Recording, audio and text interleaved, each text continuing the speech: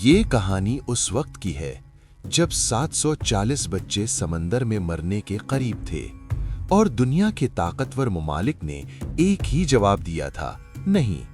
اور پھر ایک ایسا شخص کھڑا ہوا جس کے پاس خاموش رہنے کی ہر وجہ موجود تھی، لیکن اس نے کہا ہاں۔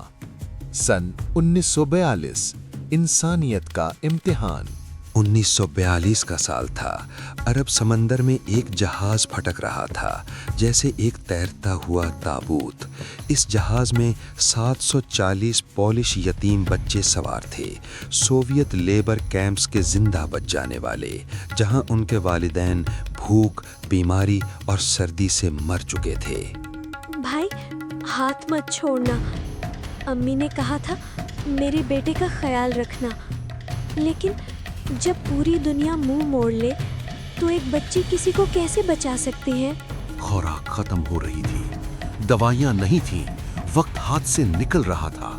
گجرات کے ایک چھوٹے سے محل میں خبر پہنچی، نوا نگر کے حکمران جام صاحب دگ وجے سنگھ جی کے محل تک۔ حضور، 740 بچے سمندر میں پھنسے ہیں، انگریزوں نے کسی بندرگاہ پر اترنے نہیں دیا۔ کتنے بچے ہیں؟ 740 حضور۔ انگریز میری بندرگاہوں پر حکومت کر سکتے ہیں، لیکن میرے ضمیر پر نہیں۔ یہ بچے نوا نگر میں اتریں گے۔ اگر آپ نے انگریزوں کو للکارا تھا تو میں یہیں رک جاتا۔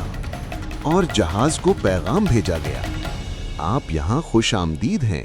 اگست 1942 میں جہاز تپتے سورج تلے نوا نگر کی بندرگاہ میں داخل ہوا۔ بچے سایوں کی طرح چل رہے تھے، کمزور، خاموش، خالی آنکھوں کے ساتھ۔ تم اب یتیم نہیں ہو، آج سے تم میرے بچے ہو۔ میں تمہارا باپو ہوں، تمہارا باپ۔ یہ خواب جیسا لگ رہا ہے، لیکن وہ مذاق نہیں کر رہے تھے۔ جام صاحب نے کوئی کیمپ نہیں بنایا، انہوں نے گھر بنایا۔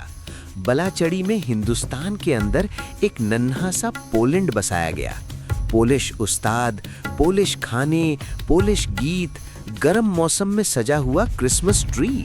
دکھ انسان کو مٹا دینا چاہتا ہے، مگر تمہاری زبان، ثقافت اور روایت مقدس ہیں، انہیں یہاں زندہ رکھیں گے۔